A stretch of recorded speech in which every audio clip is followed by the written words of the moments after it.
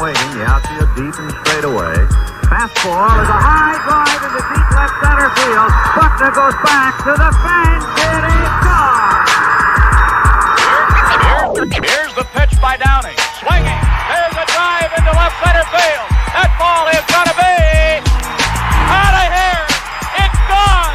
It's 7:15. There's a new home run champion of all time, and it's Henry Aaron.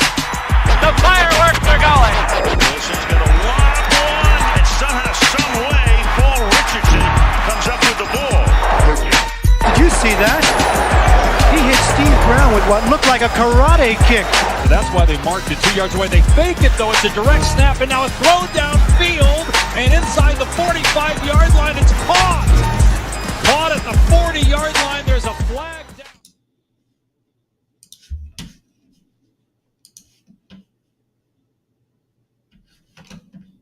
What up, Tory Thompson? This is Capping with Kev Mack. I'm your host, Kev Mack, and my co-host, Go Young DJ, will be here any moment now. I gotta say it.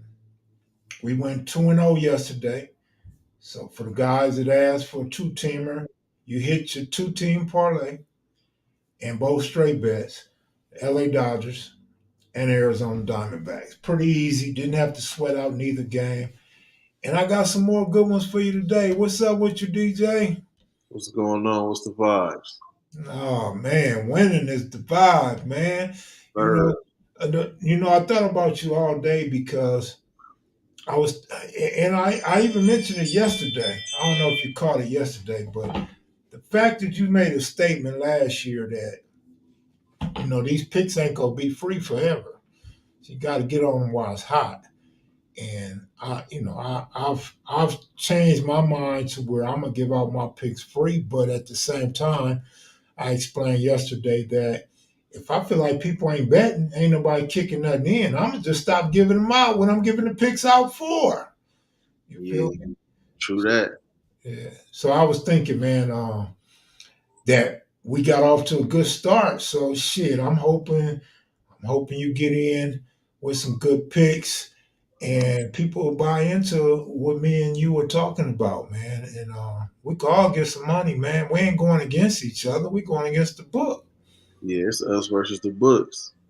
Yeah. You know what I'm saying? But, a lot of people do start off that way. You start off, giving out the picks for free. And, sometimes you just want to be compensated for your time. If you helping people win free money, you know what I'm saying? It's like, hey, you want to be compensated because a lot of time, you try to do it off of just a homie thing. And it's like people don't look out. They don't take the time to he hooked me up with these picks, so let me just slide. So I'm like, it's hard for them to do that sometimes, you know what I'm saying? So sometimes it's just like up front. But like I'm not a dude that's tripping off that either. It's like if it's like, we started off the Discord, as free. So it's just like, but if it get hot and get popping, it's like, yeah, it's something. I'm glad you brought that up. I was supposed to go back to Discord yesterday. I forgot. When you get a chance, send me an invite or a link, and I'll sign up. Because it's going to be a really good year, man. I mentioned on KMV live streams that I got a good friend. I've known him since kindergarten, GP. And GP called me because I hit him with those picks. He called me. He was like, man, Kev, he said, me, my sister, her homegirl, we trying to get some more people. We all want to put in a pot and go with your picks. So I'm like, man, do it. You know what I'm saying? You don't owe me nothing, but damn sure kick me in or I won't give you no more picks.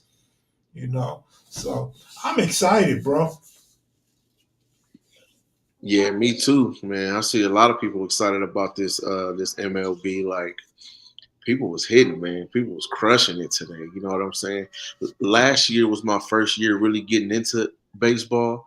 So this year, I'm still not 100% confident, but I still know what's what. You know what I'm saying?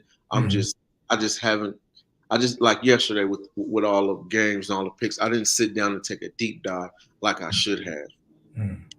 Like I did good football season because the games are Sunday, you know what I'm saying? So I'm able to sit down, go through these and really like pick my spots, you know what I'm saying? And with basketball, it's games every day, but I still, pick my spots and whatnot. But baseball, I really just got to sit down and do a deep dive because I'm looking at the props. The odds on the props in baseball are some of the best of any sport. You getting real good odds, you know what I'm saying, for home runs, for RBIs, for stolen bases, stuff like that. It's like that's where the money is at. You know what I'm saying? If I just take my time with that, I'm pretty sure I could put together some bangers. Yeah. You know what? You said something. You said that people was hitting them today, hitting them. And C. Carrera said MLB was quite predictable today. But I'm not saying that you don't believe that, C. Carrera, but what I am saying is easier to say after it happens. And DJ always talked about that last year. That's why he posts on Discord before the games. So you can see a person ain't just BSing. But I will say you are right. It was quite predictable. But do you have enough heart to believe in what you're going to predict? That's the whole thing. Now I actually could have went 5-0. I was telling GP about the other games that I liked, the Orioles, Twins, and somebody else, San Diego. But I didn't want to give them out to you guys last night for a reason. And the reason was I want to get off to a pretty good start today. I mean, this season. And I didn't want to give too many games and then get caught up in a loss or another. Because I'm really trying to get you guys to buy into this, what we got going on out. Because I want to get it to the point where you guys tell your friend, man, you heard of Kim, man, this dude's hot. You heard of DJ? He's hot. And y'all get people to start coming over here because I'm trying to get this channel cracking. So I want to be careful with the picks I give out. Plus, I learned a lesson last year when I had people subscribing to the picks. And I was giving out 8, 9, 10 teams. That's too many teams to give out. And at some point, y'all not going to take them all, or one of those teams or two of those teams are going to lose, and you done took them, and so it's a bad look. Southside, what up? I'm always happy when you tune into the sports channel, man. Hopefully Parlay King will check in. But so what I was going to say about the games being predictable, remember somebody came in here last night and he said, let me see, what was that Rays game? Or actually, it was on Instagram. Somebody hit me and said the Rays. The Rays is a lot. Somebody else hit me on Instagram, said he had 3-team parlay with the Rays. So it wasn't that predictable to everybody that placed their money because people thought the Rays was a lot and the Rays get blown out. So I'm trying to avoid giving you guys blowouts. I'm trying to make it. And in hindsight, Monday morning quarterbacking, I should have told you guys run line on the D-backs and Dodgers, but I swear to God, it never crossed my mind. So that was never a thought to even give you guys that, but it should have been. But we're not going to do too many run lines early on. We're going to let baseball get going first, and then we'll get into the run lines. The Dodger pitching is going to be very good this year. We got the hitters. Just hopefully some of the other players besides the main three hit and do what they're supposed to do, so we can put up a lot of runs on the board. But even with those three, Mookie Betts, Ohtani, and Freeman, they could carry the team. So they can get you 5 runs by themselves. So, but I would appreciate the Dodgers if Dave Roberts have some of these other guys bunting and more patient at the plate to get walks, so your big guys can get home runs. I mean RBIs. And bring more runs home. But go ahead, DJ. Nah, I agree with what you said too. Like you said, Freeman, Ohtani, Mookie Betts, they can win the game by themselves. Then you got Muncy. He can hit the ball and get RBIs and hits. I was like, the fact that he said it was predictable, I know what he's saying, because even like when I looked at it, everything that I looked at, I didn't really place much, but everything that I looked at, it pretty much hit. Yesterday, I looked at Trout's home run, and literally that was the first game on the whole thing. And his first at bat homer, you know what I'm saying, straight out the park. You know what I mean? And then remember yesterday I asked you about teams that was going to be trash, because my thing is finding the teams that's going to be trash and just betting against them. You know what I'm saying? It's just like the Detroit Pistons in the NBA. You know they trash. They're going to lose almost every game. Man, just find those games. Boom, you got you a good winner on the other side of that. So I knew the Angels. Remember yesterday I asked you, is the Angels going to be trash this year? So the Orioles, I was going to take that. And then the A's is trash. So I was looking at the Guardians, and then you had the Diamondbacks and the Dodgers. So that's 4 winners right there. Man, the Orioles was a lock today, but I didn't give it to y'all. And the Twins, Padres, they won on the run line. But this is the one that I almost gave y'all. You may remember, if you pay close attention, you'll remember I said the Tigers low key be good, but I stopped short because the team as a whole is really not that good, but they got good players. So I almost gave y'all that Tiger bet, and I said, no, I bet not. They're not a team that you can really trust when you bet your money, but they're going to have spots. And so what I want to say to you, DJ, is this. I don't know if you know this or paid attention to it, but I'm going to give you this information. I'm going to give everybody watching this information or a refresher. In baseball, a bad team is going to win 1 out of 3 games. A good team is only going to win 2 out of 3. So when you find them bad teams, the A's and whoever else, you can't just ride against them like that all year unless you got a bankroll to where you're going to consistently bet against them and double up when they beat you. And that's the one thing I hate about baseball, because there's so many days that you're going to see a good team against a bad team, and in your mind, oh, this is easy, this is easy, this is easy. But after they win 1 or 2, that third day, man, it's a good chance they're going to lose. Yeah. Nah, that's why you do got to look at that, because they play a different schedule. They play their games back to back to back like that. They stay in that town and play them games. But even if you give me 2 out of 3, that's still winning. You know what I mean? That's still winning me the matchup, the round. You know what I'm saying? 2 out of 3, I could take that. You know what I'm saying? But I wouldn't bet. Like, I don't bet the same thing like every single time. You know what I'm saying? Like, you got to know when to lay off of it and when the trend ends. There's something I've been noticing about trends ending. Like today, for instance, the Celtics have scored 71 points in the first half against the Atlanta Hawks. The first 2 games they played. They just played this team 2 days ago. They scored like 70-something, 79 or something like that in the first half. The game before that, they scored 71. So on a third one, which was today, I knew it was going to be under, just because it don't last, you know what I'm saying, for too long. Just like Giannis yesterday. I mean, Giannis' last game against the Lakers, every game, he had 5 games in a row of 35, 40, 47, 30. Yeah, you mentioned that. Eventually, that like it's gonna catch up to you. So that last game, he didn't get it. Today, he scored like 35 today.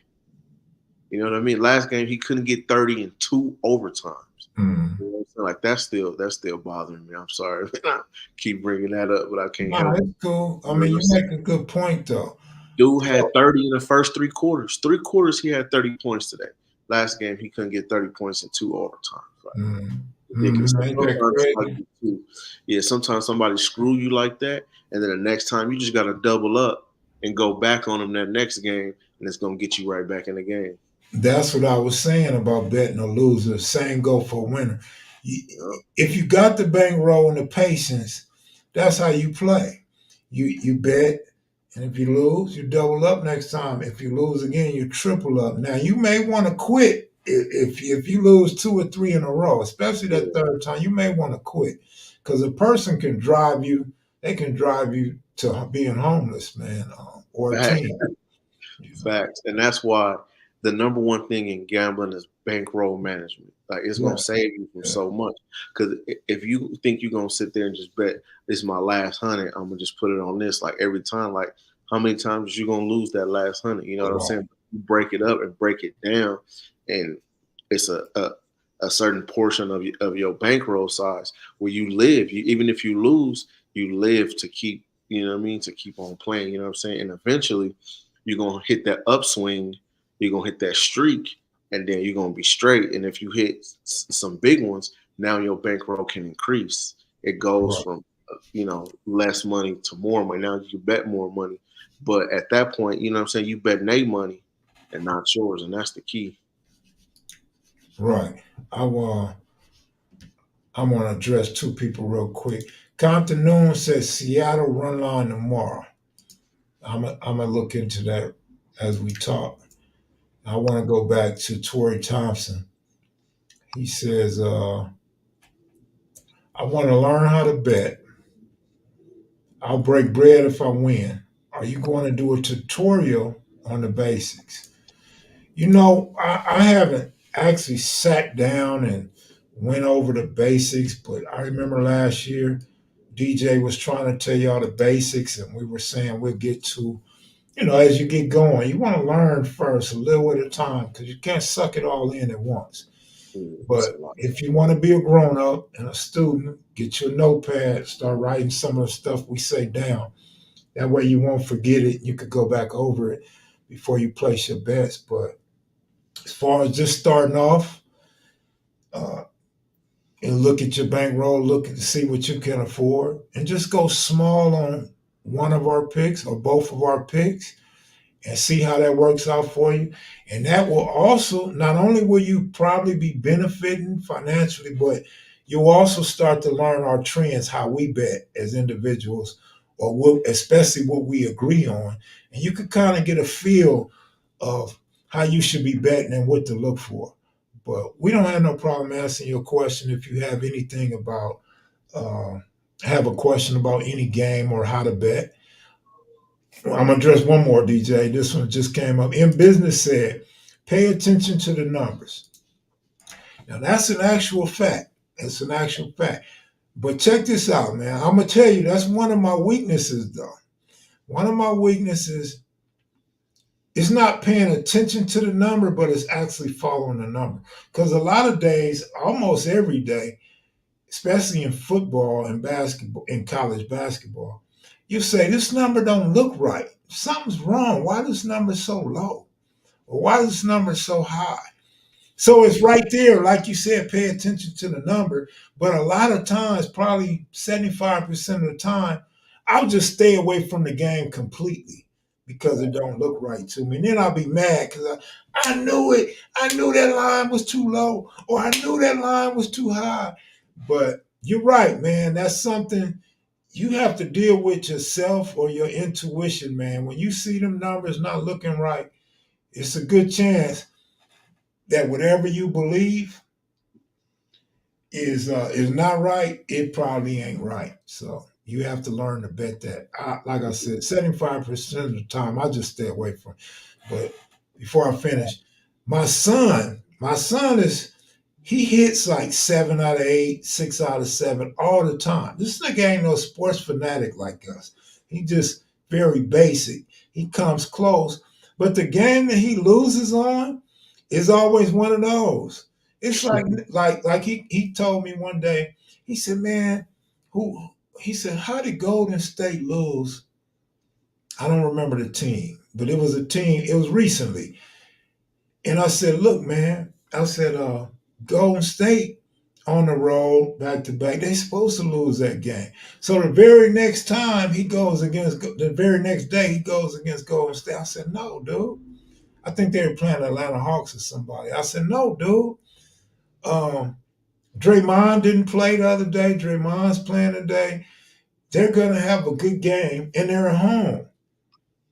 And you're like, man, they sorry. No, you got to forget what happened yesterday. That was your fault yesterday. And he loses again by one game. So, yeah, them numbers, you have to pay attention to them. They matter. The numbers matter because they got trap lines. They're just a trap. They know you're gonna look at it and say, this is it's too easy right here. You know what I'm saying? And they go, that's where they get you at. And say for instance today, you had Atlanta and Boston again. This is the third time they played. They just played 2 days ago. Atlanta was like plus like 14 and a half or something like that. Like after they just came back from a 20-point win and beat Boston. So a line like that, you would think everybody is on Boston because you figure Boston is going to get their revenge in this game. Well, if you look at what happened in the second half of that last game where they made adjustments because they was getting smashed in the first half. They came back, made those defensive adjustments, came all the way back and won the game from down 20. So how the next game, why would you have them at 14 and a half? Boston is not – they're a good team, but they not like that. They ain't got that dog in them like that. You know what I'm saying? So 14 and a half is just way too much for Atlanta that plays a fast-paced game. Yeah, you can score on Atlanta, but they could score too. So this game they won the game by like 2 points. They won the game in OT on a plus 14 live. They was never down a lot of points. So from the gate, that's easy money. Like that's just a bad line right there. Like 14 and a half is crazy. You make a good point as far as Atlanta goes. When I look at Atlanta, I look at this is an easy win. This team is going to beat Atlanta. But now we talking about a point spread, and I'd be like, Atlanta's going to stay within that point spread. Because like you said, no defense. Yeah. And when it come down to the wire, you know you can beat Atlanta. But it's like, wait a minute, they got some damn scores on that squad. Yeah. And you figure that most of these teams, like, certain teams, they could beat Atlanta. But Atlanta does not get blown out a lot. You know what I'm saying? That's what I'm saying. When I look at it, I'll be like, they'll stay within that point spread. Me and you ain't never talked about that before. Nah, we haven't. We never have. And people don't take into account, we talked about this before, like teams on back-to-back games. Like those things matter. A team on a back-to-back versus a well-rested team. Rest in the NBA matters. If a team has a 2-game rest advantage, they got fresh legs. You know what I'm saying? So they playing no matter how good that other team is, if they on a back-to-back, the team that's more rested got the advantage. Now listen. See, what you just said is an actual fact. It's a known fact with all gamblers. But this is why we say it's gambling. And anything can happen in gambling. The exact same scenario you just gave out, I know some people that lost yesterday because Golden State was on a back-to-back on the road, and the team they played, Orlando Magic, had 2 days rest, and people jumped on the Magic thinking that was an easy win, and Golden State covered the spread. Which I'm not even mad at them because you look at Orlando, the way Orlando plays, they win games, especially close games. They win close games. Not only that, Draymond got ejected in the first 4 minutes. I would figure it's no way that Orlando loses that game. That was the first time Golden State winning in Orlando in like 4 seasons or something like that. Yeah, they lost, I think, 3 or 4 straight, right? Yeah, in Orlando. So that was their game to win. And they lost. Orlando lost it by like, what was it, by like a couple points or something like that? No, so they won by at least 7. I thought it was like a couple points. But next game, they know they dropped the ball on that one, in which that's going to happen. That's why it's gambling. Teams going to drop the ball. Teams going to not cover. They're going to mess it up. But next game, they probably going to, get on each other, and they probably going to get it together. But Orlando is a good team. Yeah, they won that game by 8 points. Yeah, 8 points. And then Curry didn't even hit 20 points, and they still won. He had a bad game, boy. That's what everybody was saying. For them to win, for Golden State to win, Curry is going to have to score 25, 30. He didn't even do that. And then and Jonathan Kuminga wasn't playing. Kuminga didn't play. No Kuminga, no Draymond. Draymond got Curry didn't even hit 20 points, and they still won that game. I wouldn't have had to imagine that in a million years. And on top of that, this is the biggest point for me that I don't understand how they did it. They kept Orlando under 95 points, like under 100 points for the Magic is a big deal. You kept them under 95. I don't know how they did that. Timeout. Now you said you don't know how. You said it twice. I didn't want to say that. Remember last night I told you the boy, number 5, Paulo. Yeah, he That was missed. the problem. Yeah. That That was the was problem. He yeah. had a bad game, and against Golden State, you can't predict he's going to have a bad game against that no defense team at home. No defense, no rebounding. Orlando is a way better rebounding team, and their offense is better than Golden State right now. So I guess Yeah. that was kind of like a gimme. They just took that game off, or like you said, Paolo had a bad shooting night, which happens. Like Cole Anthony was their leading scorer. That don't happen a lot. It's Yeah. either Franz or Paolo. Right. But let me say this too. Let me give you another thought. Yeah, or I'm going to tell you how I think. It's just me. Sometimes, no, not sometimes, most of the time, teams, it don't matter what sport or what level of sport, teams really had that drive to make the playoffs. So they probably lost some winnable games early in the season, but now it's clutch time. Kind of like the Chiefs in football last season. So now it's time that we got to start winning. And I think that was one of the times that Golden State was like, man, we can't lose, dog. We need this. And that kind of goes along with C. Carrera saying. The Celtics, they in the playoffs. So they may have possibly checked out now. Possibly. So that'll catch you up too, man. That'll catch you up, especially at the end of baseball season, man. The end of baseball season. Same with NFL football, NFL and NBA. I mean, Major League Baseball. You think, oh, this team is so good. This team is first in the division. They done checked out, dog. Dave Roberts might pull his starting pitcher after 3 innings, and you be like, what? You're not gonna let him go 5? He's just letting him keep his rhythm going. He don't want him out there wearing his arm out or getting injured. Yeah. They start resting more players towards the end of the season. Yeah. You know what I'm saying? But shoot, even like Milwaukee done checked out pretty much. They can't win a game. You know what I'm saying? They can't buy a win.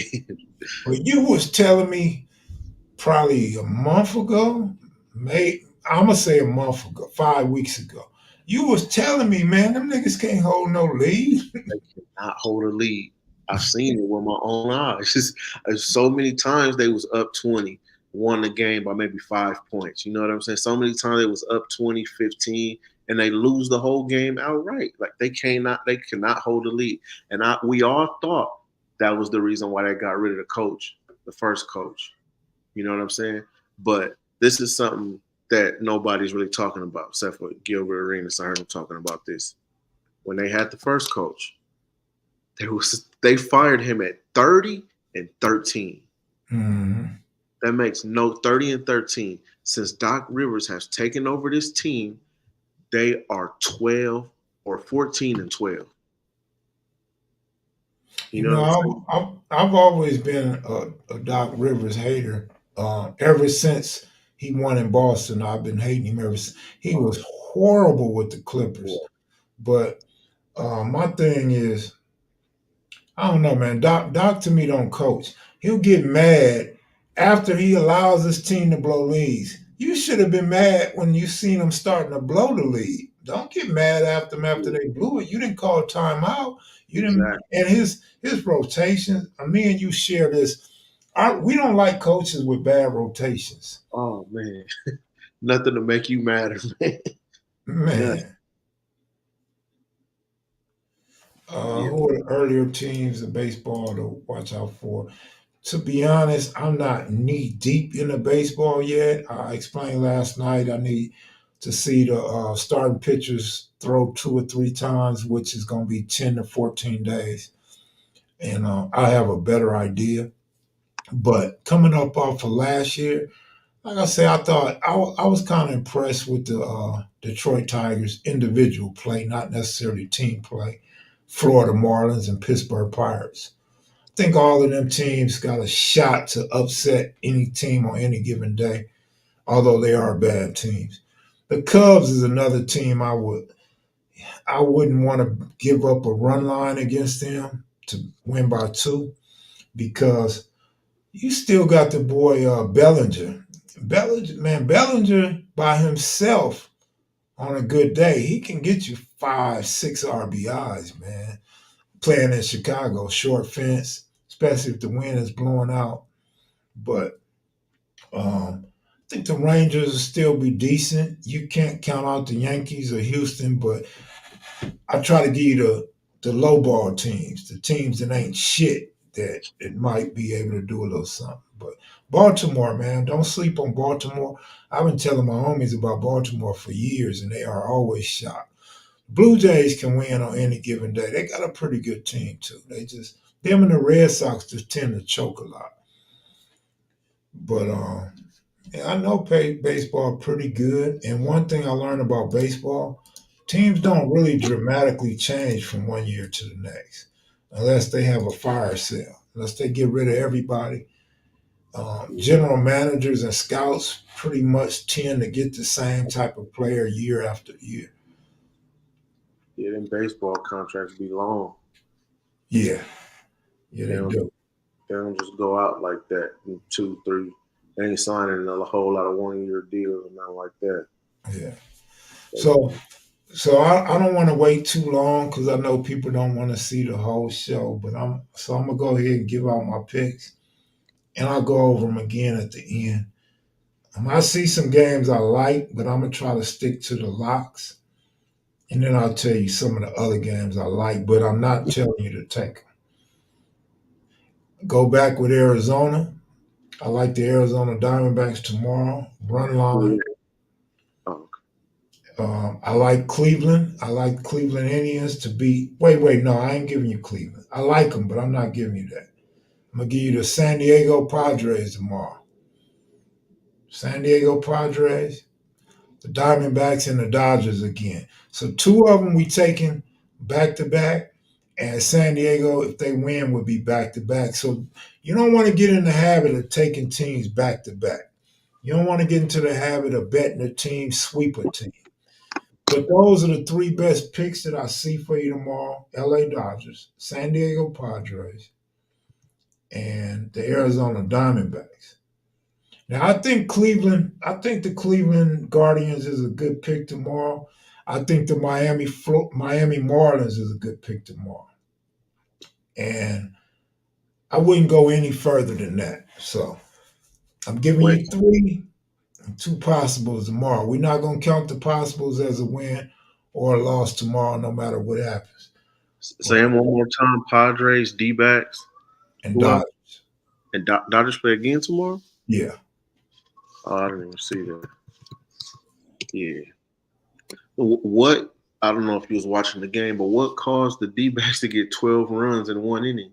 I didn't watch the game. I had no idea, but I like the D-backs pitcher today, and I like their bats, man. Me and somebody was talking about their bats yesterday. Yeah, they went crazy. Because I remember I was saying I watch the D-backs a lot because they come on right before the West Coast games. I watch them a lot, man, and they got bats, man. And plus, you said something yesterday that I agree with and will agree with until to my death. Is that when you playing in Arizona and it's warm, man, that ball's flying, man. And the D-backs got the type of hitters that's gonna capitalize.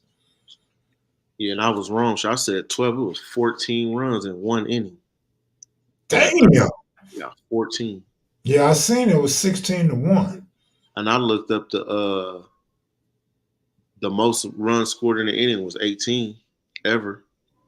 So they almost got to that. But this is the crazy part. I had a feeling. I just had a feeling nobody was gonna score another run. And they sure didn't. From that third inning on, after the third inning, nobody scored another run. And the odds on BetMGM, see, the thing I don't like about Caesars and William Hill, they don't have like the totals. You can't bet the team total, the individual teams. On BetMGM, you can bet the totals of the individual teams. Mm-hmm. And man, they had it up to like 25 or something like that, 24 and a half. And so if you went under, even if you went under to like 20, because they give you a wide spread, so they had like 20, 21, 22, 23, like all the way up to 25. Under 20 was like plus 250 or something like that. Mm-hmm. And I was like, man, I was thinking about it, but You know what I'm saying? It was only the third inning. They was already up 14 runs, so I didn't do it, but that would have been great. It's a thing that I've been trying to figure out lately with these teams and these players, especially in the NBA, going off in the first half. Then when the second half start, they just totally shut off, totally cool down, don't do none of what they was doing in the first half. And that's kind of where they've been getting people in live bets. Because if you see somebody that probably typically don't really score that often, and then say they got like 15 at the first half, they're gonna put them at 30. They're gonna put them somewhere up there. You know what I'm saying? And they come off the second half and don't score a single point. Go ahead. You know I'm pretty good with the player props, but I'm gonna tell you what get me. And this is what I thought you was gonna say. It'd be a player that don't score a lot, and he's having a career first half, and then they only have him like 2.5 more points second half. I'll jump on that without a second thought. This fool is gonna get 2 buckets or a bucket and a free throw, and they can't get that 2.5 points. It just kills me when that happens. Nothing will make you madder, man. Like, but I've been noticing it, and it's a trend, and it's something I'm trying to jump on and trying to exploit. Because when they do that, they're trying to exploit the masses. You know what I'm saying? Because they know everybody gonna jump on it, but they know that person probably is not gonna get it. It's even like Luka, right? Luka scores, but Luka doesn't have a lot of 40 and 50 point games. He has a couple, but he don't have a lot. So the other day, he has 26 at halftime. 26. The live line is 40. And I said, he's not gonna get that. He's not even gonna get close to 40. For some reason, I just knew it. He finished the game with 28. That means he got 26 points in the first half, 2 points in the second half, 1 bucket in the second half after scoring 26 in the first. You feel me? And everybody jumped on that 40, you know what I'm saying? Because I've seen somebody give it out in another Discord. Take Luka right now, 40 points, just because he had 26 at the half. I would have did it too. Exactly. But now I'm trying to just get it to where, okay, I'm noticing the trends and jumping on the under. You had KCP the other night. KCP had 3 3-pointers in the first half, and I think he got all 3 in the first quarter. I might be wrong. He could have had 2 first quarter, 1 in the second quarter. How many do you think he got in the second half? 0. He didn't score another 3 points, and I knew it was gonna happen because while that's happening, I said, okay, he got 3. Let me go back and look. Let me look at the season. I looked at every single game. The most he had was like 3 or 4. His live line is like 7 because he got 3 in the first half. Or it was like 5 or something like that. 5 3. I said he ain't got 5 threes all season. This is gonna go under. The over was plus money for just 2 more threes was plus money. I said he not even gonna touch it. Man, he couldn't buy another 3. He finished like 3 for 7 or something like that. Damn. I want to say something about that. He said third inning up 14 runs. That's crazy. That's a lot. You know you're not gonna lose that in baseball. But listen. And I always repeat this, but it's not Kev Mack. It's not me giving you guys info. You hear this in a lot of basketball games. Basketball games and NFL football games are the tale of 2 halves. So it happens a lot. What you see in the first half, don't let your eyes get too big and your pockets get too loose. Tell it 2 halves. This sorry team or this good team is not going to play like they played in the first half. And you mentioned this as you were talking, second half adjustments. A good coach. Now this is why I bash a lot of coaches, because a good coach is going to do just that. He's going to make second half adjustments. He's going to go in that locker room and tell his players what they wasn't doing right, or he's going to recognize the scheme that these people are playing on defense, offense, or zone, or what have you, man-to-man, all of that. And they're going to make adjustments so they can put themselves in positions to win a game.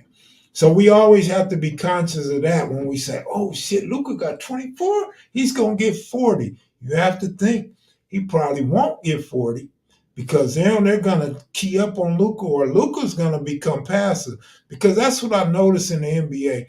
I'm not saying it didn't happen before, but for whatever reason, I'm just now noticing the last year and this year, a lot of players don't play the same in the second half.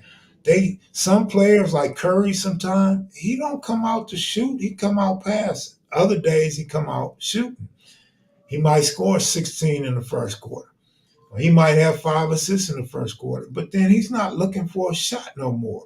Then we know Kerr is going to keep him on the bench and bring him in at the end of the game. So he's missing opportunity to even shoot all them threes that he was shooting early. And Luka does that too.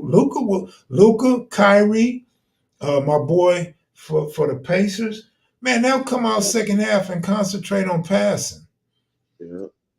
I hate that shit. So we have to be conscious of that, man. Whatever happened in the first half is probably not going to happen in the second half. But I will say this: whenever you see what's the black dude that came from the Lakers, short, Came from the Lakers. had the gold and black hair.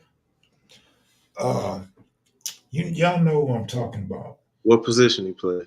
He's a guard. I can't even think of what team he's on now. Not Pat Bev. No, not Pat Beverly. You close though. But anyway, when you see him come out hot, Kuzma. no, not Kuzma. Kuzma's a bum, but you know what? I like Kuzma, Kuzma, man.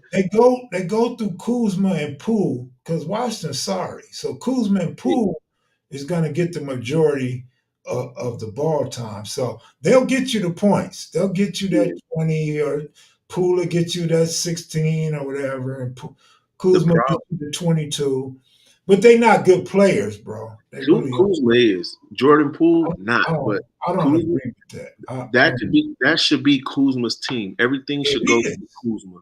It's kind of not. They're kind of splitting it with Kuzma and Jordan Poole, whether he started or keeps the bitch. Like, he got too much leeway, and he don't need that. Let him give it to Kuzma. Let that be Kuzma's team. Let him figure it out. Or you talking about? No, you're right, but that's what I'm saying. They let Poole and Kuzma. They got them both. You talking about Dennis Schroeder? That's it. That's it. Him. Compton Noon said, "Yeah, Dennis Schroeder." I didn't see Compton Noon. Right, Dennis. That's him. See, he's I ain't gonna say he a bum. He's not a scorer like that. But when he comes out and score, he's gonna score the whole game. Yeah, he up and down. He can't, and I don't really like to take players like that. You know what I mean? Like, I need some consistency. But one day he can have 12 assists and 4 points. Another game he can have 18 points, 4 assists. You know what I mean? It's like, man, give me something. But his roles, he not really the guy. Every team he go to, he's not really the guy. He's just like another guy. You know what I'm saying? Exactly. But he's kind of like Pat Bev. That's why I said you close. Because they get in your mind and they get up on you and stick you and harass you. Yeah. But In Business agrees with me. They both trash. Yeah.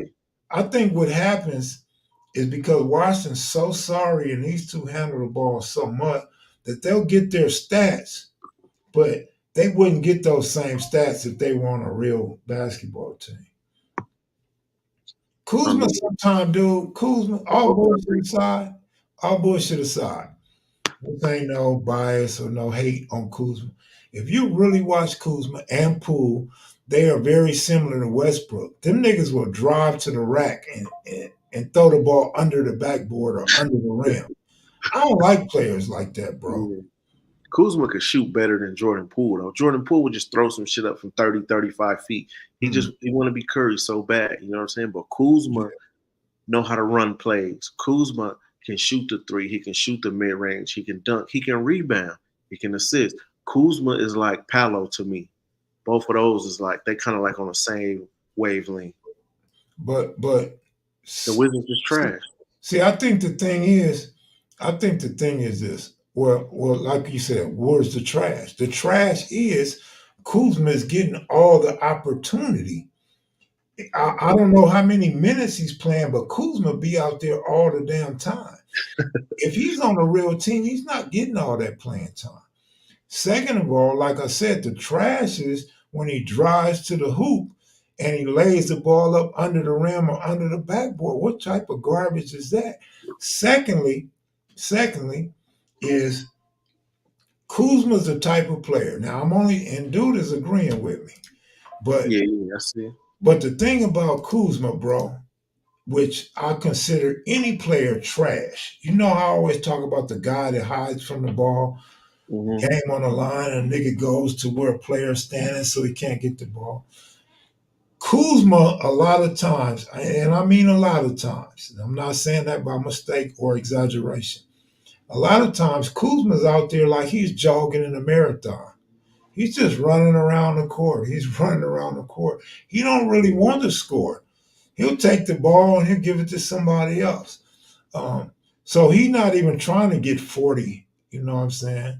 But he's out there just running, and then he don't even want to do nothing with the ball, dog. He's not scared to shoot the ball, but he don't want it. I mean, he averaging 20. He averaging 22, 23. So I just told you that. I just told you Kuzma can get his 22 or what I'm 23. saying, the team is just too trash. You know what I'm saying? I'm saying that too. That's why he gets all the opportunity because they have no replacement. There's nobody else to go to. Even you said Poole is trash. Poole's still gonna get you his 16. He's still gonna get you his 16 because they letting him play. Pull the fuck around, have 8 points on you. No, he's terrible. But there's days he'd get 29 on you. It be days, yeah. 8 on you. Or a few in between, my boy. Yeah. No, that's a fact. But it's because they're on Washington. If he was on the Lakers, he wouldn't get no 29 or 28. Nah, because he wouldn't be the guy. You know what I'm saying? But exactly. you know, when he was on the Lakers, you know, he did his thing. He got that ring. You know what I'm saying?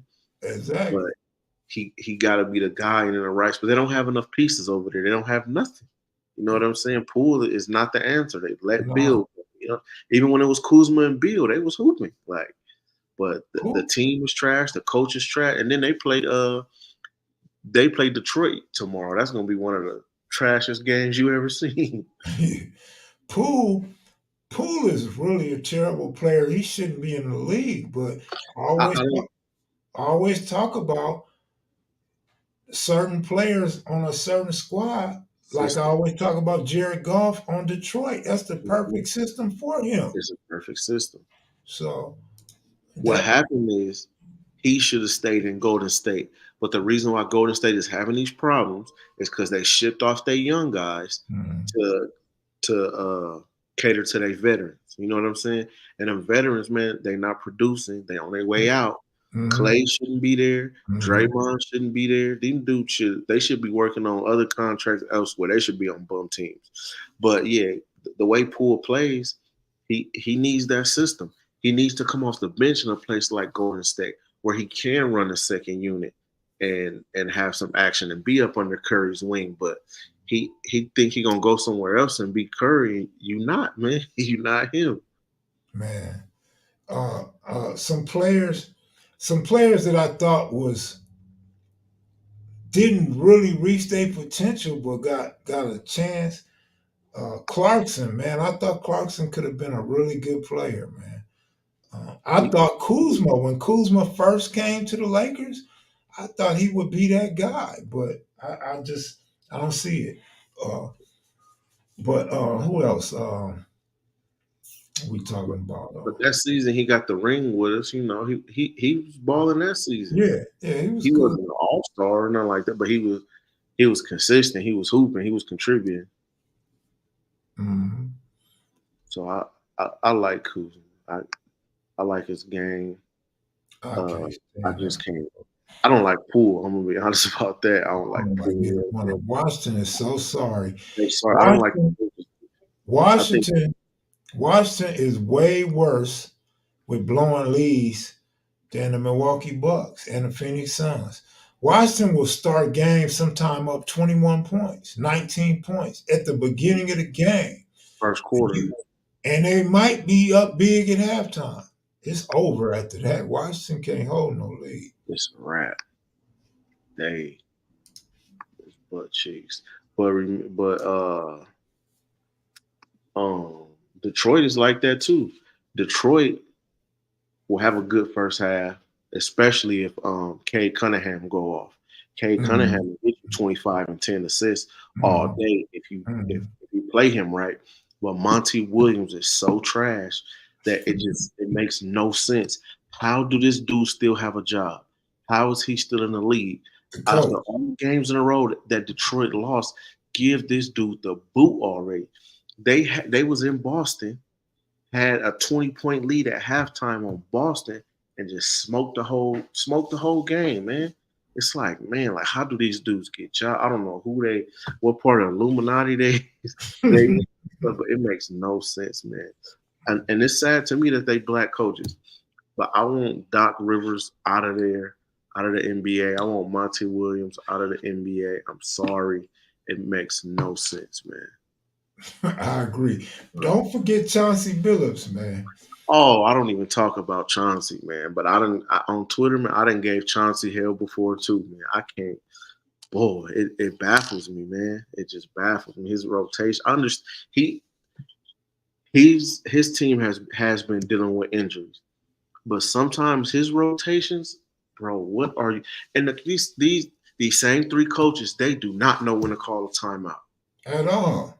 They have no idea when to call a timeout. I'd be like, what are you doing? Like, it makes no sense. Like, who holds them accountable? And the thing you can tell about these dudes, I can tell that Doc Rivers don't get on certain players. They not getting on these star players telling them, dude, you fucking up. You messing this up for everybody. You know what I'm saying? You slacking on defense. You not scoring a ball. Like, and I heard Matt Barnes said that's why him and Doc Rivers got into it, because when he should have been getting on one of the star players, he diverted the attention of Matt Barnes and got off on Matt Barnes. Like, you mad at this dude? Like, this dude is the one that messed it up. Why you know what I mean? Like, you can just tell. Like, Darvin Ham don't do that either. Darvin Ham ain't getting on AD. Like, hey man, what are you doing? Dude, you know what I mean? Like, he just sit there with his hands in his pockets.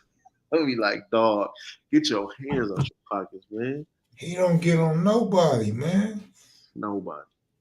Look, as a coach, I mean, just my history of growing up. If a coach don't yell at a player, it's a problem. It's an issue. Absolutely. The players ain't gonna respect you if you're nice to everybody. Exactly. But I think Chauncey is more of a friend to all the damn players on this squad. He just have conversations. He like some of the players, like Westbrook, Beverly, Draymond. They coach on the court, and they'll coach from the bench. They'll tell you how you're supposed to blocks out, find the open man. The coaches ain't even doing that shit. Chauncey be like this. Hey, man. Man, with his, like I said, like Darvin Ham with his hands in his pocket. LeBron will be in full regular clothes, not playing. LeBron is all on the court. You know what I'm saying? Just Darvin Ham. Yeah, just standing there. Your team was blowing a lead or getting blown out. He just standing there like ain't nothing wrong. Ain't nothing. I've never seen this dude just be like, man, you know what I mean? Get on the players. I've never seen him do none of that. It's ridiculous. Maybe. I just feel like this. It's just purely an opinion. I feel like you're a black coach. You played in the league in recent years. You know how black athletes play. You know what you want out of your squad. I feel like a younger black coach should actually be one of the better coaches. Facts. What's my man in Sacramento? The Sacramento coach. It's slipping my mind right now. From the Lakers, right? Huh? Is it came from the Lakers? I don't remember. Nah, he didn't coach. He might have been. He didn't coach the Lakers. Sacramento Kings coach, Mike Brown. Yeah, Mike Brown. Yeah, I done seen Mike Brown get off on some players before. You know what I'm saying? Even in practice, I seen him yelling at Malik Monk or something. Yeah, he was the Lakers head coach. Yeah, he was. Matter of fact, yeah. Uh, but yeah, like you have to. You got to get on these dudes. You can't just let them do whatever. Like that's like Phil just letting Kobe do whatever. But it's like you know who he is. But it's like sometimes you still got to be like, hey, you know what I mean? Slow it down, calm it down, run the plays. You know what I'm saying? But some of these dudes, it starts to look like incompetence. You know what I'm saying? And it's like, dude, what are you doing? Like Doc Rivers don't know when to call a timeout. Like I At said all. the other day, like this dude Giannis, you see him miss the first free throw and he tired, he gassed. Man, just call a timeout, let the dude get some rest, go back. So you could have tied the game up or be close. You know what I mean? He missed the first one. Okay, now you You, missed that you, one. you finna hate Giannis and Doc Rivers the rest of your life. Yeah. I'm not letting them sleep. You know what I mean? I'm not easing up off them at all because there's no reason they should be this trash. And Dame, too. Dame out there giving you 3 points. This motherfucker. Dame will score 40, 50 points in the All-Star game. He'll win the three-point contest. The very next game, this dude can't even hit 2 or 3 3-pointers, dog. He's 9 for 29. Man, I keep telling y'all he not happy, although I seen him happy a couple weeks ago. But I hear he going through a divorce. He got a lot of shit on his he mind. been he been going through that divorce. They've been broke up, but when the public heard about it, it had already been a wrap. You know what I Yeah, mean?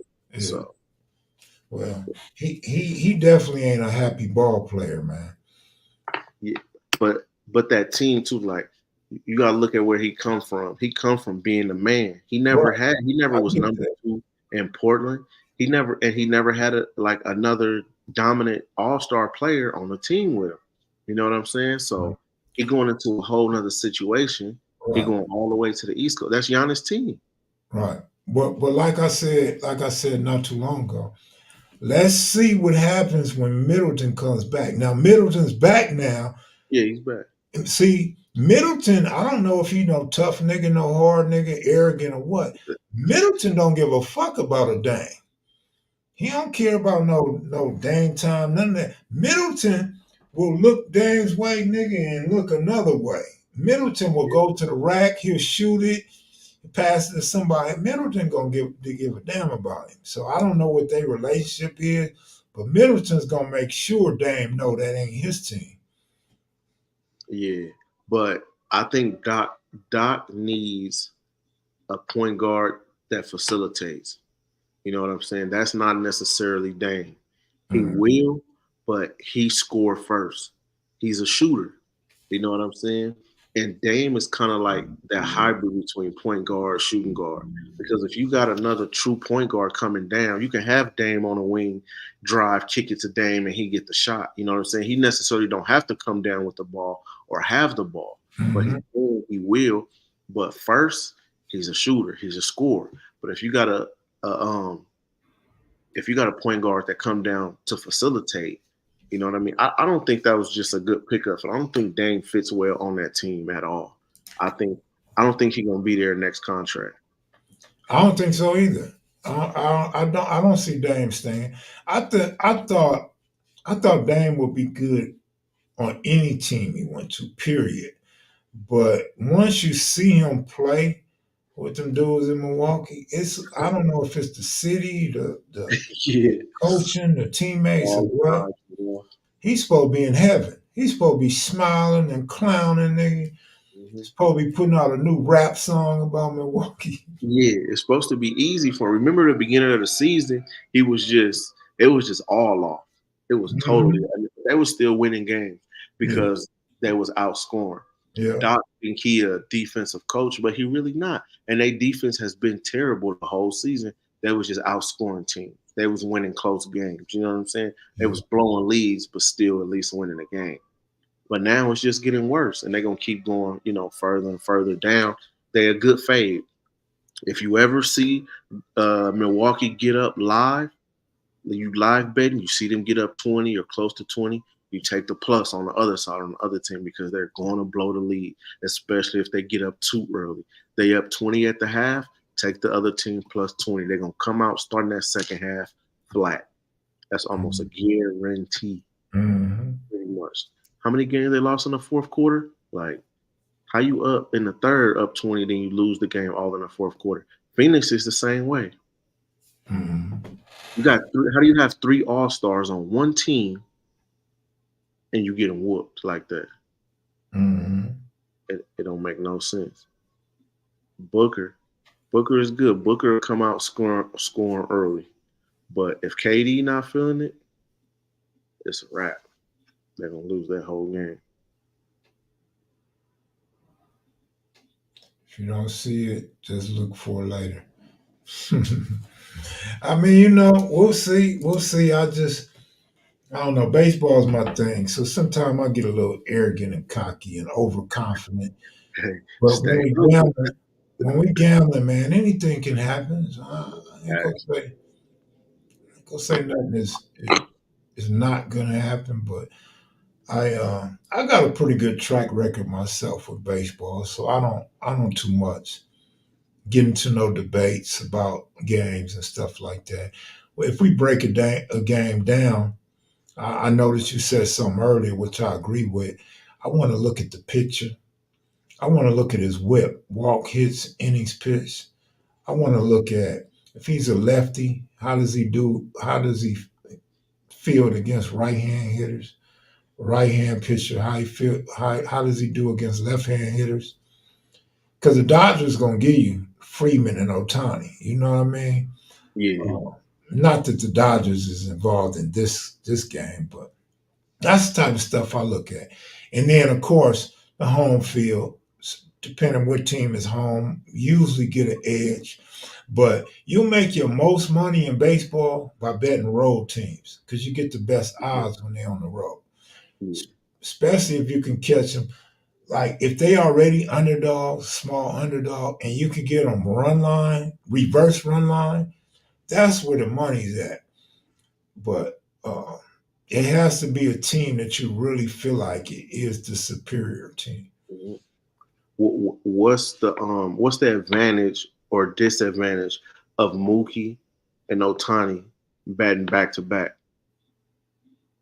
To me, there is no disadvantage. The advantage is you have to pitch fastballs to Mookie because you don't want to get to Ohtani.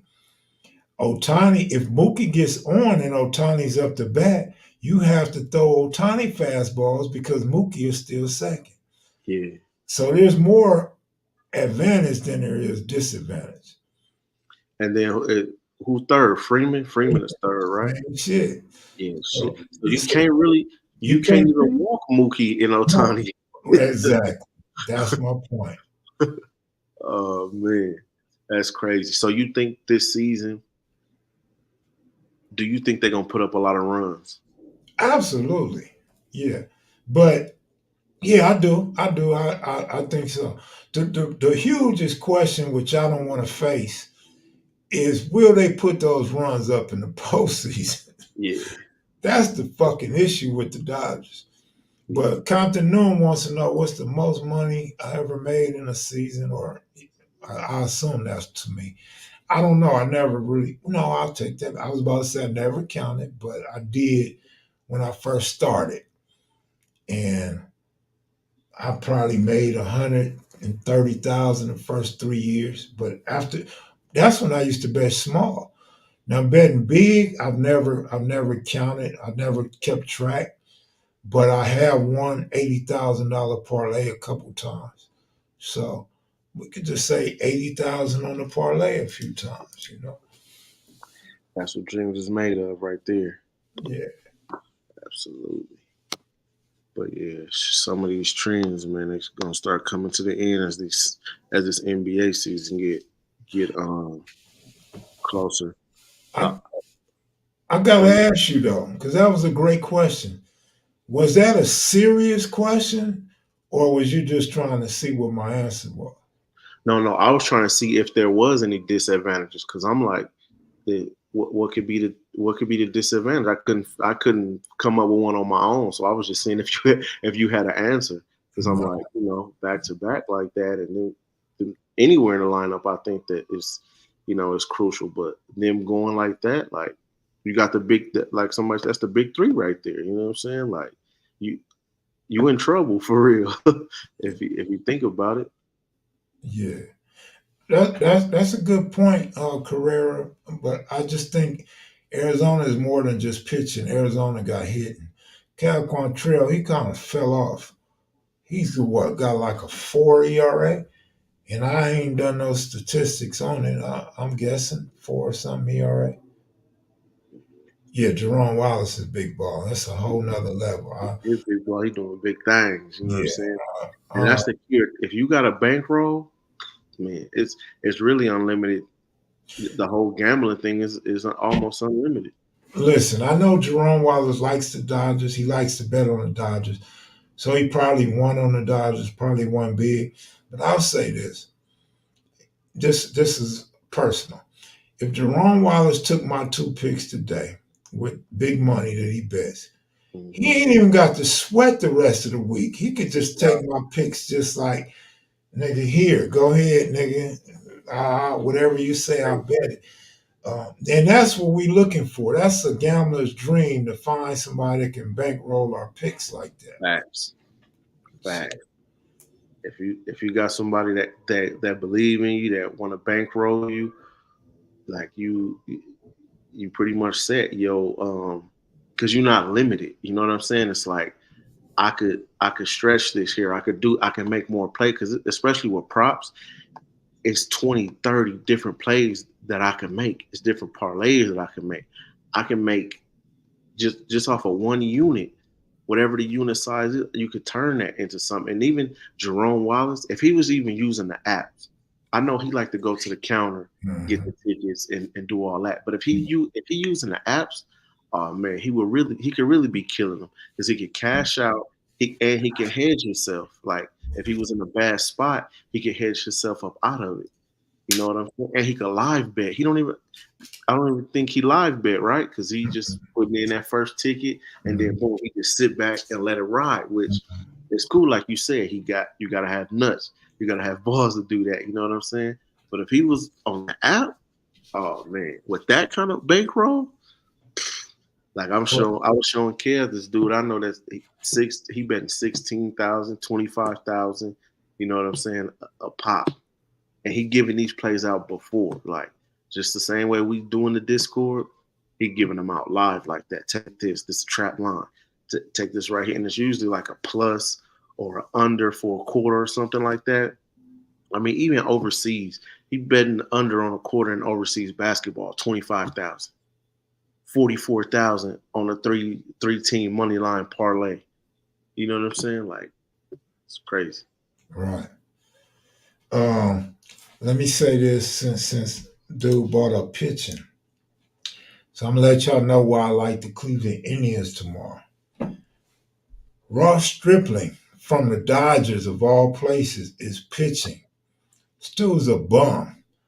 This dude got like a 4.2 ERA. So I really think Oakland don't stand a chance tomorrow. I think Logan Allen, who has like a 3.4 career ERA, coming off a year with like a 3.4 ERA. I think his consistency, and he's proven that he's not no bum. I think Cleveland got bats now. Cleveland got some bats. I have to look at the lineup to tell you their names, but Cleveland got some bats and some defense, dog. So I think that's a good one. But like I said, I'm not going to give that out as one of the picks, but that's something y'all might want to look at. Agreed on Arizona speed. Also, advantage on that question is the same advantage of having Air Jordan. Well, hold up though. Not to go against nothing you said, because I agree. You seem very baseball intelligent. There's a huge difference, not a little difference, a huge difference. Do you know Aaron Judge and Juan Soto strike out a lot? They two of the highest strikeout guys in baseball. So there is not the same situation, dog. So you could actually, if you wanted to, you can pitch around Aaron Judge to get to Juan Soto. You just gotta hope you strike him out or he hits into a double play. You're not gonna get a lot of double plays with Otani and Betts. You might get Freeman, but strikeout, no. And that's why I was mad at Dave Roberts last year. You got contact hitters, dude. You got to hit and run sometime. Now you got another contact hitter.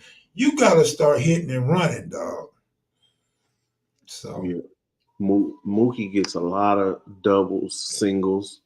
You know what I'm saying? Like Mookie don't have to really homer. He don't have to homer all the time. He do get some homers, but he gets singles. That's why I like taking his bases. Last season, I would take his bases or his hits. You know what I'm saying? Because if he get 4 at bats, he liable to get 2 hits, get 2 singles, 2 doubles. So, what about? Is it any for tomorrow? Is it any pitchers that stand out that could you might look and say, okay, I could see this pitcher getting 5, 6, 7, even maybe up to 10 strikeouts? No, I didn't look at that, bro. No. That's something I like to bet too, because that lets you bet these alternate lines for strikeouts. So a pitcher get, a lot of strikeouts, man, it's good money. I seen somebody hit for like 10,000 off $10 today, taking 3 different pitchers to get a bunch of strikeouts. I may have made a mistake, man. You lied? Yeah, I lied. I might have had my information wrong based on last year. It wasn't the same.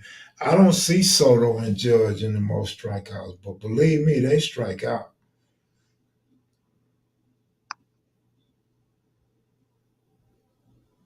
So I'll take that back. That's back off record. Yeah, I seen you ask about the Yankees and Astros. I was trying to stay away from that. Let me see. Damn.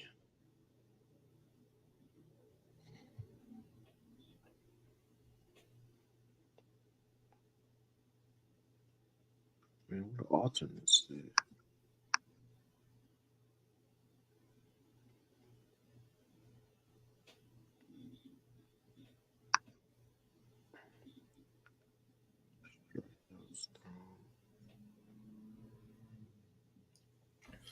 Yankees over Astros. I'll look it up for you and then I'll get out of here. But give me a second.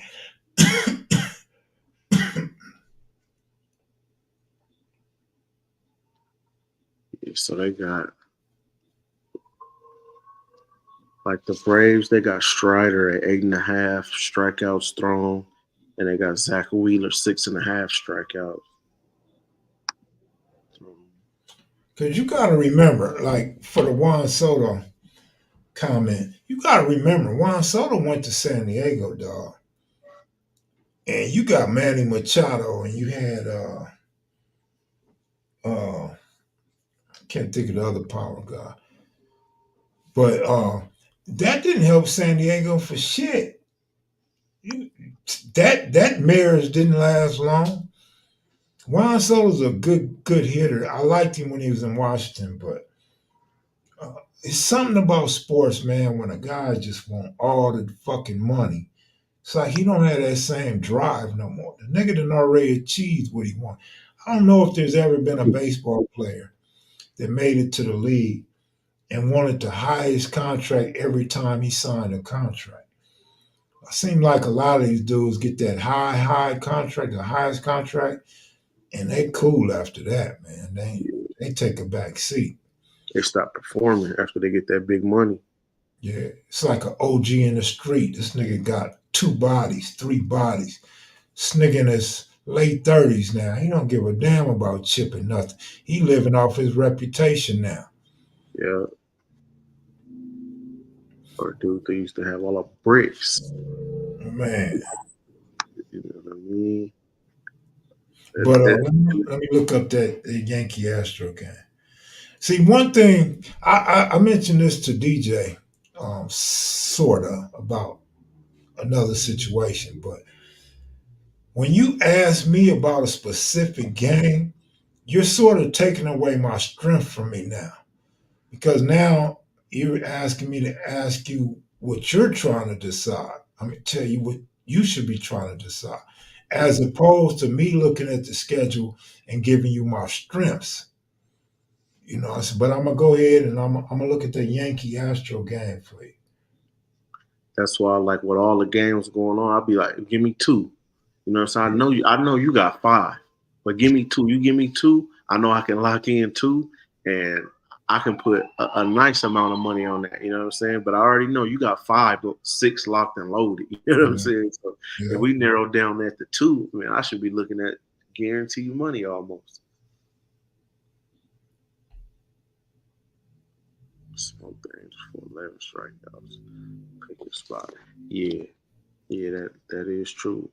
Like I said, I seen a dude put together like multiple pitchers, man, and hit something good for them strikeouts. But see, that's what I'm trying to get to on this, on this baseball. I'm trying to get to I'm trying to figure out the props to really smack some high odds. Like in other sports, I really don't do a lot of high odds, but football I do because football is easy. All you need is somebody to have, a bunch of yards go off, and they're gonna get you paid. But I'm trying to do the same with baseball. So, dude had Cole Reagans for 9+ strikeouts. That was plus 632.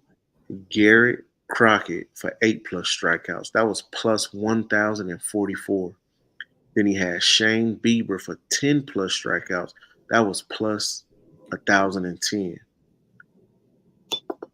That was 61,980 odds. He used a 50% boost on FanDuel. That got him to 92,971 odds. $10 got this man $9,307. $100 would have got him 92,000. You know what I'm saying? Just off of strikeouts. All right, so let's just start like this. The Yankee pitcher Carlos Rodon, straight bum. He went 3-8 last season with an ERA of 6.35. Over his career, he's 5 games over 500 with a 3.8 ERA, which ain't bad. Three anything is good. But last year was his worst season. He's a veteran, so his arm is old and tired. He came off his best 2 seasons the previous year, and all them other seasons was garbage. So the reason why his ERA is only 3.8 because he had 2 awesome seasons. Other than them 2 seasons, 2 out of 1, 2, 3, 4, 5, 6, 7, 8, 9, 2 out of 9 years, he had good seasons. So he went back to himself last year, straight bum, 3-8. Mind you, he's on the road pitching tomorrow. Now, as far as Houston go, let me find this picture. He's Christian Javier, I believe he's a right-hander. He starts off pretty good. Now, I'm not going off stats. I'm going off what I remember. He starts games pretty good. He give you about 4 or 5 innings of solid baseball. He'll give you the worst 5th or 6th inning you ever seen. And that goes to Dusty Baker. If I see it and I know it, Dusty Baker should see it and know it too. But Dusty sticks with him. I guess Dusty likes this dude. Or he tries to save his bullpen or something. But so you really got 2 bad pitchers tomorrow. Over might be a good play on that. If you got to pick a side, I would say Houston. But it should be an over game tomorrow. Over 9? Yeah, it should be an over. Shit, they ain't even got a 0.5 or none on there. Yeah, it should be over 9, but you should lean toward Houston tomorrow if you got to pick a side. They don't even got props for that game yet. Yeah, unfortunately. DJ, baseball is so numbers driven and analytical that when you get it down and become more name friendly with players, you will do better than other sports, especially with player pick. I agree with that. And he got you spot on because he's talking about player picks. But I can help you with that if you need to know. Just hit me up. But he's right. and I take it that he know a lot of the players. But yeah, the analytics in baseball become so computer written, man, that Yeah, I think and that's what I was telling my son, man. If I call my son right now and tell you, I told him you have to learn the players, man. You have to learn the players. It's a that's big very thing in important. baseball, big thing. But I'm gonna say this before I get out of here, and I'm gonna let you close. Um, in baseball, man, if you got some hitters in your lineup.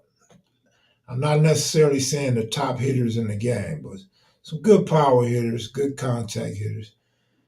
When they go to Arizona in the summer, when they go to Colorado anytime, uh, if you go to, like I said last night, Chicago Cubs and the wind is blowing out, you then get your prop bets in. These dudes they're gonna go over.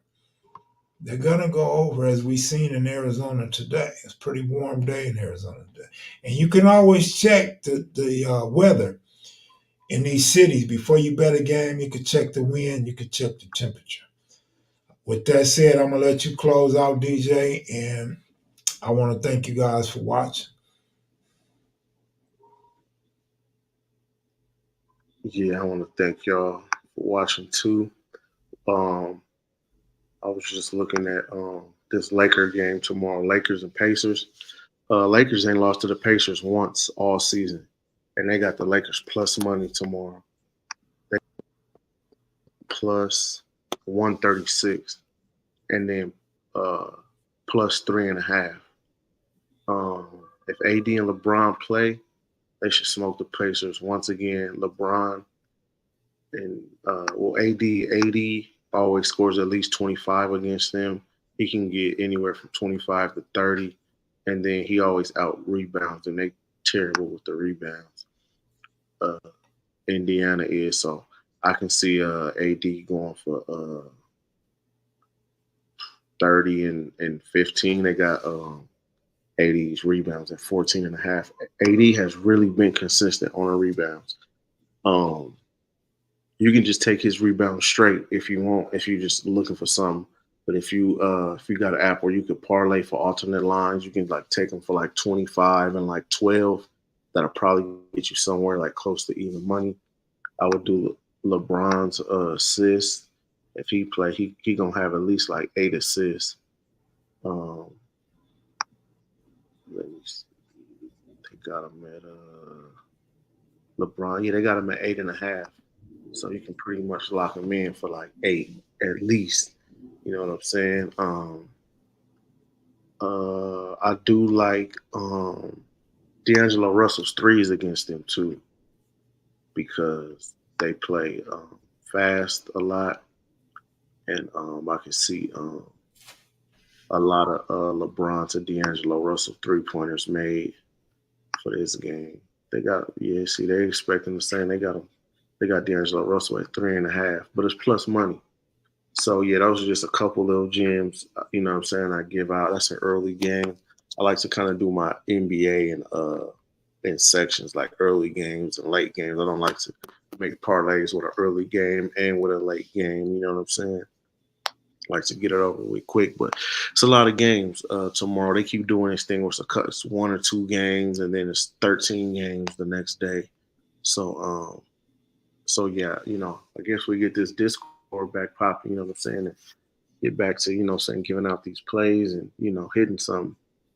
But yeah, that's pretty much it. Till the next time. All right, good looking, man. We see y'all. Peace. All right, peace.